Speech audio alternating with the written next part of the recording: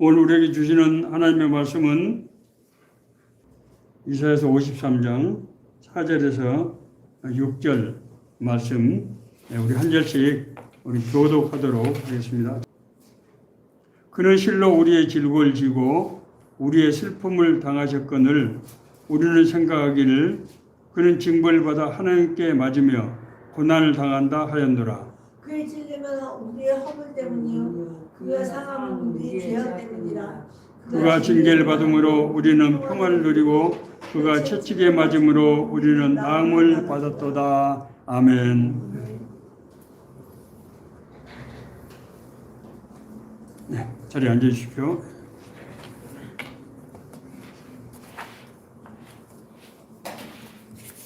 이렇게 자꾸 이렇게 컴퓨터를 하다가 전에 제 컴퓨터는 전에 쓰던 것은 자동 저장 장치가 있어가지고 작업이 끝나면 일정 기간 동안 자동 저장이 되는데 아마 이것은 제가 새로 쓴 것은 프로그램이 좀 이렇게 달라진 것 같아요. 그래서 저장을 안 하면 이게 저장이 안 돼서 자칫 잘못하면 저장을 안 하고 컴퓨터를 꺼버리면은 그것이 저장이 안 되기 때문에 원래 있는 것이 그대로 그냥 나오는 그런 실수를 제가 몇 번 했는데 정신을 차려야 될 것 같습니다. 예, 지금 우리는 사순절을 지나고 있습니다. 기독교 절기에 있어서 사순절은 굉장히 중요한 절기인데 되게 우리 성도들과 조금 덜 친숙한 그런 절기도 하는 것이 사실입니다. 우리가 이제 성탄절을 우리가 맞고 나서 그 다음에 이제 봄에 부활절을 우리가 맞게 되는데 성탄절과 부활절 사이에 있는 이 사순절, 이 사순절이 그리스도의 고난을 생각하면서 우리에게 우리의 죄를 용서하시기 위해서 죄를 대신 지시고 십자가에 달리신 주님의 은혜를 생각하면서 우리가 경건하게 살아가는 그런 기간인데 많은 경우에 그 의미가 충분히 잘 전달이 안 되는 것 같고 그래서 삶 가운데서 아무래도 조금 실천이 다소 미흡하게 되는 것이 아닌가 그런 경우가 많은 것이 아닌가 하는 생각이 듭니다. 그래서 이제 사순절이 좀 지나가고 있습니다만은 지금이라도 한번 새롭게 이것을 다시 한번 살펴보는 것이 좋겠다 하는 생각이 듭니다. 사순절이 예수님의 탄생인 성탄절과 부활절 사이에 있다고 하는 것은 사순절이 없이 부활절이 없다고 하는 그런 의미도 있다고 생각이 됩니다. 그래서 이 사순절은 우리가 단순히 종교적인 어떤 그런 절기로서만이 아니고 우리가 그리스도의 삶에 있었던 그 고난을 우리도 그 고난에 동참함으로써 그리스도의 부활에 우리도 동참하게 되는, 연합하게 되는 그런 의미에서 사순절은 사실상 굉장히 중요한 그런 의미를 갖는 절기라고 할 것입니다. 사순절이라는 예수님께서 세 번째 예루살렘 입성하실 때부터 이제 입성할 때 그때가 이제 무리들이 이렇게 종려나무 가지를 꺾고 가지고 나와서 예수님께 환호를 했잖아요. 그래서 그걸 이제 종려주일이라고 하는데 그 종려주일부터 부활절 전까지의 이 40일인데 이 주일에 6번의 주일을 제외합니다. 그래서 그 기간까지 합하면 40한7일 정도가 되는데 그걸 제하기 때문에 40일이 되는 거죠. 그 기간을 우리가 사순절, 순이라는 것이 10이라는 뜻이잖아요. 한자로. 그래서 사순절이다 이렇게 부르고 있습니다. 전통적으로 교회는 사순절 기간 동안 주님의 십자가의 고난을 생각하면서 회개의 기도 그리고 절제와 금식 또 하나님의 말씀에 대한 깊은 묵상 이런 것을 통해서 경건한 삶을 살도록 그렇게 노력해 왔습니다. 초기 기독교에서는 이 사순절 기간 동안 고기를 먹지 않았습니다. 채소 중심의 단순한 음식을 먹었고 그것도 하루에 한 끼만 먹었습니다. 그러면서 이 채소와 음식 중에서 생선과 달걀은 허용이 됐다고 합니다. 이렇게 전통적으로 그러니까 초대교회 때 사순절을 지키기 위해서 얼마나 경건하게 지키기 위해서 노력했는가 하는 것을 우리가 엿볼 수 있습니다. 앞서 말씀드린 대로 사순절은 예수님의 성탄절과 부활절 사이에 끼는 고난의 기간입니다. 그래서 우리가 다소 늦긴 했습니다만은 성도로서 사순절은 왜 그리고 어떻게 이 고난의 기간을 지켜야 하는지를 조금 구체적으로 알아볼 필요가 있다고 생각이 됩니다. 교회사적으로 보면은 전통적으로 사순절에는 주제를 설정하고 각 주간마다 그 주제에 따라서 경건과 절제 생활을 해왔다고 그렇게 기록하고 있습니다. 사순절의 시작은 이제 예수님께서 예루살렘 성에 입성 세 번째 하셨을 때 무리들이 종려나무 가지를 꺾고 가지고 와서 자기들의 겉옷을 바닥에 깔면서 이제 호산나 찬송하리로다 주의 이름으로 오시는 이 곧 이스라엘의 왕이시여 라는 환호를 했던 그 종려주일로부터 시작해서 지나서 첫 번째 맞는 수요일, 그 수요일을 제수요일이라고 이렇게 얘기합니다. 제수요일로부터 이제 사순절이 시작이 됩니다. 이것은 그때부터 이제 40일 동안 이 고난에 예수님의 고난을 생각하면서 우리가 경건의 생활을 이제 하게 되는데 그것은 성도가 그리스도와 함께 그리스도의 죽음에 연합함으로써 우리가 그리스도의 부활에 동참한다, 연합한다고 하는 그런 의미를 갖는 절기의 의식이라고 하는 것입니다. 그래서 초기 교회에서는 이 기간 중은 삼배옷을 입고 이제 마지막 목요일, 세종 목요일이라고 하는데 예수님께서 마지막 세상을 떠나기 전에 최후의 만찬했던 그 목요일입니다. 머리에 젤을 뿌리거나 이마에다가 종려나무 가지를 태운 그 젤로 십자가를 이렇게 그림으로써 사순절을 시작하였다. 그렇게 기록하고 있습니다. 이 기간 동안 성도들은 회개와 금식을 통해서 자기의 죄를 돌이키고 육신의 욕망을 부인하며 하나님의 거룩한 말씀을 읽고 묵상하는 가운데 사랑의 실천을 했다. 그렇게 교회사가 기록을 하고 있습니다. 이때 주로 읽었던 성경이 시편 51편이었다고 그렇게 합니다. 하나님이여 주의 인자를 따라 내게 은혜를 베푸시며 주의 많은 궁의를 따라 내 죄악을 지워 주소서. 나의 죄악을 맑게 씻으시며 나의 죄악을 깨끗이 제하소서. 물은 나는 내 죄가를 아오니 내 죄가 항상 내 앞에 있나이다. 내가 주께만 범죄하여 주의 목전에 악을 행하였사오니 주께서 말씀하실 때 의로우시다 하고 주께서 심판하실 때 순전하시다 하리이다. 하나님이여 내 속에 청한 마음을 창조하시고 내 안에 정직한 영을 새롭게 하소서. 날 주 앞에서 쫓아내지 마시며 주의 성령을 내게서 거두지 마옵소서. 주의 구원의 즐거움을 내게 회복시켜 주시고 자원하는 심령을 주사 나를 붙들어 주소서. 이렇게 간절한 기도를 옛날에 기도는 되게 기도문을 정해놓고 그걸 반복적으로 암송하는 그런 형식을 많이 취했습니다. 그래서 이 기도를 반복적으로 이제 죄를 돌이킬 때마다 이 기도를 하면서 알고 지은지 모르고 지은지를 생각나게 해달라고 하고 그 앞에서 주님 앞에서 기도했던 그런 역사적인 그런 기록입니다. 제수요일 이후에는 이제 매 한 주간 단위로 성경에 기록된 그런 주제의 말씀을 이제 정해서 묵상하면서 그 한 주간씩 매 주간씩을 이제 전부해서 6주간이 됩니다만 그 6주간을 그렇게 나아갔다고 하는 것입니다. 첫째 주일에는 예수님께서 공생을 시작하시기 전에 사단의 시험을 받으신 말씀을 묵상했습니다. 마태복음 4장 1절에서 11절에 있는 말씀입니다.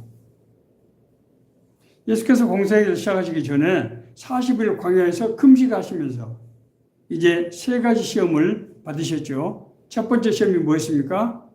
돌로 떡이 되게 하라. 네가 하나님의 아들이거든.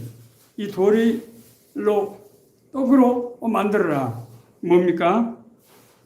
예, 이 하나님의 자녀들이 갖고 있는 어떤 권능을 시험하는 그런 시험이죠. 자, 두 번째는 뭡니까? 높은 데서 뛰어내려, 바위 위에 뛰어내려라. 그러면 천사들이 내 발을 받쳐서 상하지 않게 할 것이다. 뭡니까? 믿음에 관한 시험이라고 할 수 있겠죠. 예. 우리의 믿음, 우리 안에 믿음에서 얼마나 교만할 때가 많이 있습니까? 세 번째는 뭡니까?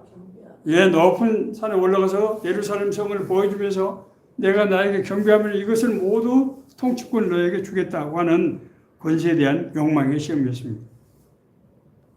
예수님께서는 이 사탄의 시험을 하나님의 말씀으로 물리치셨습니다. 우리가 구원받고 거듭났다고 하더라도 인간의 심령 속에는 여전히 죄의 성품이 남아있고 우리 성도 삶 가운데 여러 가지 세상적인 욕망이 노출되는 것이 사실입니다. 제가 이제 목사 안수를 받고 목회를 하는데 한 1년쯤 지났을 때 제가 신학교 은사님을 만날 일이 있어서 만나게 됐습니다. 그랬더니 그 은사님께서 제게 첫 번째 하신 질문이 목사님 목회를 해보시니까 어떻습니까? 라는 질문이었어요. 그때 제가 이런 말씀을 드렸던 기억이 납니다. 목회를 하는 것은 어떻게 그럭저럭 교수님께서 가르치는 대로 흉내를 낼 수 있겠는데 목사로 사는 것이 참으로 쉽지 않습니다. 이런 얘기를 했던 기억이 납니다. 그랬더니 그 교수님이 나한테 아주 깜짝 놀라는 말씀을 하셨어요. 목사 다 되셨네. 목회자들에게 있어서 참으로 힘든 것이 물론 목회하는 것도 뭐 그렇게 쉽지는 않았습니다만은 목회자로 사는 것이 쉽지 않더라고 하는 그런 고백을 한 셈입니다. 예수님께서는 이런 우리 연약함을 아시고 인간과 똑같은 모습으로 오셔서 정말 우리보다도 훨씬 더 어렵고 힘든 그런 고난을 받으셨고 나중에는 정말 살아있어 십자가에 못 박히는 그런 큰 고난을 당하시는 것입니다.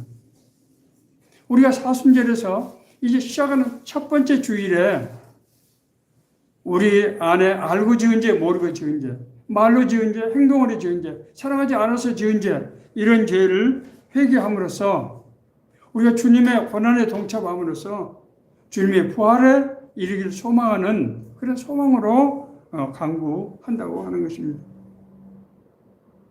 그래서 우리가 정말 세상 사람에서 잊어버리기 때문에 또 살다 보면 그걸 당연한 것으로 생각하기 때문에 사순절이라고 하는 특별한 기간을 설정해서 그 기간 중에는 자신의 돌아온 일련의 삶을 되돌아보고 정말 내 안에 감춰진 것들, 내가 삶의 모습들, 하나님의 뜻대로 살지 못한 것들을 내어놓고 주님 앞에서 이제 기도하고 삶을 바꿔가는 그런 기간이라고 하는 것입니다. 둘째 주일은 우리 삶의 속에 스며 있는 감추어진 그런 위선과 교만을 물리치는 그런 경건의 시간을 가졌습니다. 요한복음 3장 1절에서 17절에 보면은 니고데모라고 하는 인물이 등장합니다. 니고데모는 유대 율법학자이자 사제들의 회원인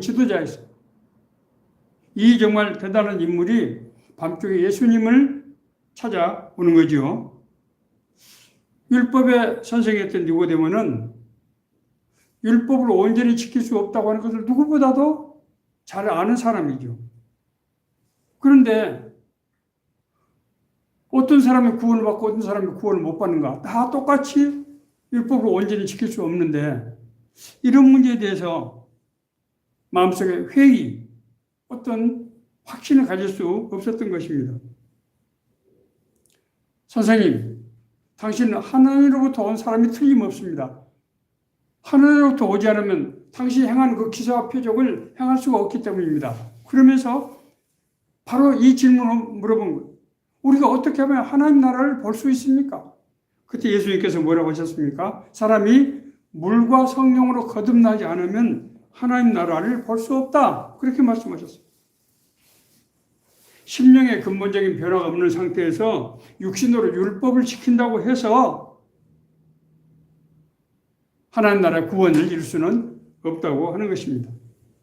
우리 심령이 새로운 존재로 바뀌지 않으면 하나님 나라는 들어갈 수가 없다고 하는 것입니다. 그래서 사순절 기간 동안 두 번째 주일의 성도들은 우리가 육신으로 어려운 삶을 흉내를 내고 우리가 감춰진 위선과 교만 이런 것들을 우리가 스스로 우리가 꺼내서 그것을 하나님의 말씀, 햇빛 앞에 비추고 정말 하나님 나라에 내가 대한 소망을 가지고 살고 있는 것인지 구체적으로 내가 어떤 삶을 통해서 하나님 나라에 그런 소망이 합당한 그런 삶을 살고 있는지를 되돌아보는 그런 기간이라고 하는 것입니다. 세 번째 주일은 이제 첫 번째 주와 두 번째 주일에서 깨닫고 결단한 일들이 실제로 삶 속에서 이루어지도록 집중적으로 행하는 그런 기간으로 삼았습니다. 요한복음 제4장에 나오는 수가성의 여인은 5번이나 결혼을 했고 지금도 어떤 남자와 동거하고 있는 그런 사람입니다. 그는 정말 자신의 박복한 그런 팔자를 한탄하면서 어떻게 하면 하나님의 은혜를 내가 받을 수 있는가? 그런 데 대한 강한 그런 갈망을 갖고 있었던 그런 인물입니다. 그런 인물을 찾아오셔 예수께서는 이 물을 마시는 자마다 다시 목마르게 이 물은 그 여인이 기입고 있는 우물의 물이죠. 내가 주는 물을 마시는 자는 영원히 목마르지 아니하리니 내가 주는 물은 그 속에 영생하도록 솟아나는 샘물이기 때문이다. 이렇게 말씀하셨습니다. 육신의 갈망은 인간의 죄성에서 비롯된 것이기 때문에 육신으로 해결할 수 없고 사람의 모습을 짓고 오신 하나님 예수 그리스도를 믿음으로써 예수 그리스도의 죄의 대속을 믿음으로써 우리가 죄의 문제 해결되는데 자신이 바로 그 메시아 그리스도라고 예수님께서 말씀하셨습니다. 그러면서 신령과 진정의 예배를 드려야 한다. 그래야 하나님의 은혜가 당신에게 임한다. 이렇게 말씀하셨습니다. 육신의 몸을 가진 성도가 하나님 나라의 삶을 누리기 위해서는 우리가 어떻게 해야 되겠습니까? 아무리 해도 우리 육신으로 완벽하게 할 수는 없을 것입니다. 그것 때문에 하나님께서는 우리에게 하나님 앞에 제사하는 그 제도를 만들어서 우리 죄를 씻을 수 있는 기회를 하나님께서 주시는 겁니다. 우리가 드리는 예배는 하나님을 우리가 앞에 나아가서 우리가 죄 씻음을 받고 새로운 존재가 되어서 하나님과 동행하는 삶을 살기 위한 그런 필수적인 그런 이제 의전이라고 의례라고 하는 것입니다. 그래서 우리가 매 주일마다 예배를 드리는 것은 바로 이 때문에 가장 중요한 것은 바로 이 때문입니다. 그럴 때 우리는 우리 성품이 하나님의 은혜에 합당한 그런 성품으로 변화를 받게 되고 그래서 주님과 동행하는 삶을 살 수 있게, 같이 더불어 사는 삶을 누릴 수, 다시 말해서 영생을 누릴 수 있게 된다고 하는 것입니다. 넷째 주일은 장미주일이라고 그렇게 불립니다. 자신의 회개와 그런 각성들을 통해서 그리스도의 치유를 체험하는 그런 단계입니다. 누가복음 이때는 보통 15장에 있는 돌아온 탕자의 얘기를 많이 읽고 묵상을 했습니다. 탕자는 아버지 유산을 미리 받아서 이제 먼 나라에 가서 사업을 한다고 가서는 어떻게 됐습니까? 허랑방탕한 세월을 보내면서 모든 그 돈을 날려버린, 정말 그래서 오갈 데가 없는 비참한 존재가 된 한 이 아들의 얘기를 그리고 있습니다. 이는 먹을 것도 없어서 돼지들이 먹는 그 두엄 열매를 이제 먹으면서 우리 아버지 집에는 먹을 것이 풍부하고 하인들도 많은데 아버지가 나를 안 받을 테니까 내가 하인이라도 가서 아버지 집으로 가야 되겠다 하고 먼 길을 걸어서 이제 아버지 집에 가게 됩니다. 아버지는 아들이 나간 날부터 문 밖에 서서 먼 지평선을 바라보면서 행여나 이제나 저제나 아들이 올까 하고 기다렸다고 한 그 아들이 올 때 그를 안으면서 자신의 아들로서 다시 받아 주셨다고 하는 말씀입니다. 죄 가운데 있는 성도를 하나님께서 하나님의 자녀로 이제 회복시켜 주신 은혜를 묘사하고 있습니다. 성도도 세상적인 문화 속에서, 세상적인 질서 속에서 살게 됩니다. 그래서 때로는 원치 않지만은 세상적인 삶에 엮이게 되는 그런 현상이로부터 우리가 자유로울 수 없게 되는 것입니다. 이럴 때는 어떻게 해야 되느냐? 우리가 정말 죄를 짓는 것을 정말 우리가 싫어하고 그렇게 살아서는 안 된다고 다짐하지만은 그런 어떤 구조적인 그런 악 속에서 어쩔 수 없는 그런 불가피한 경우가 있을 수 있다고 하는 것을 하나님께서 인정하시는 것입니다. 그가 빛 가운데 계신 것 같이 우리도 빛 가운데 행하면 우리가 서로 사귐 믿고 그 아들 예수의 피가 우리를 모든 죄에서 깨끗하게 하실 것이요. 만일 우리가 죄가 없다고 말하면 스스로 속이고 또 진리가 우리 속에 있지 아니할 것이요. 만일 우리가 우리 죄를 자백하면 그는 미쁘시고 의로사 우리 죄를 사하시며 우리를 모든 불의에서 깨끗하게 하실 것이요.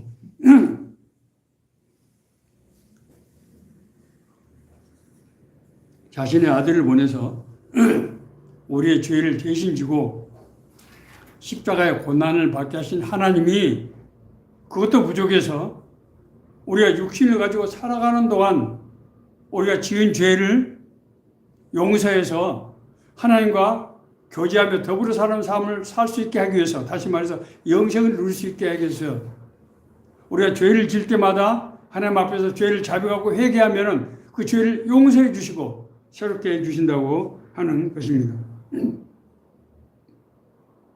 성도는 항상 자신의 생각과 자신이 추구하는 방식이 하나님의 뜻에 합당한 것인지를 늘 생각해야 되고, 만약에 그것이 그렇지 않다고 생각되면 누구보다도 자기 스스로가 이 문제를 엄격하게 생각해서 하나님 앞에 들고 나와서 회개하고 용서를 구해야 된다고 하는 것입니다. 그래야만 우리가 이 세상에서 이 죄의 덫에서부터 우리가 자유롭게 될 수 있다고 하는 것입니다. 이제 마지막 주일은 요한복음 11장에 나오는 예수께서 사랑하시던 나사로, 베다니의 나사로 얘기를 묵상하면서 마지막 주간을 지내왔습니다. 예수님께서는 나사로가 병들어 죽은 지 나흘이 돼서야 예수님의 나사로의 집을 찾았습니다. 이미 나사로는 죽은 지 나흘이 돼서 시신에서 냄새가 날 정도로 했다고 성경은 기록하고 있습니다. 그 나사로를 예수님께서 나사로야 일어서라 일어나라 하고 말씀하셔서 살리셨어요. 그리고 나서 이제 마리아와 마르다, 함께하는 마리아와 마르다에게 이렇게 말씀하십니다. 나는 부활이요 생명이니 나를 믿는 자는 죽어도 살겠고 살아서 나를 믿는 자는 영원히 죽지 아니하리니 이것을 내가 믿느냐. 그리스도를 믿는 사람은 살아서도 영생을 얻고 세상을 떠난 후에도 영생에 들어가게 된다고 하는 것을 나사로의 사건을 통해서 실제적으로 보여주신 그 장면입니다.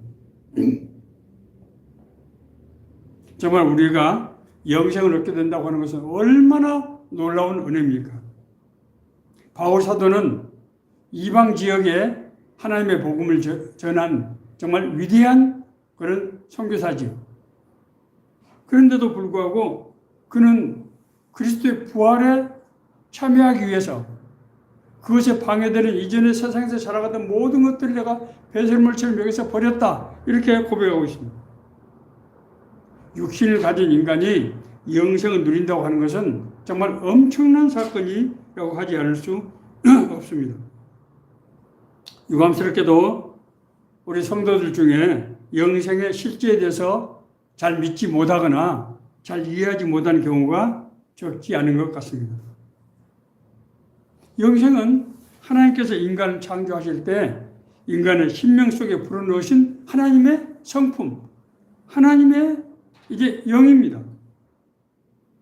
성경은 그런 삶을 에덴 동산의 삶으로 표현하고 있습니다. 에덴 동산은 우리가 나무의 실과를 먹으면서 하나님과 교제하면서 더불어 사는 삶, 그 아름다운 삶을 묘사하고 있는 것이죠.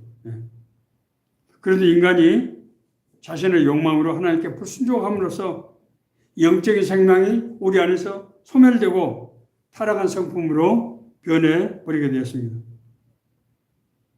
그런데 그리스도께서 우리 죄를 대신 다 짊어지시고 십자가에 대속하심으로써 우리가 영생을 회복하게 돼서 하나님과 더불어 사는 그런 삶을 누리게 됐다고 하는 것입니다.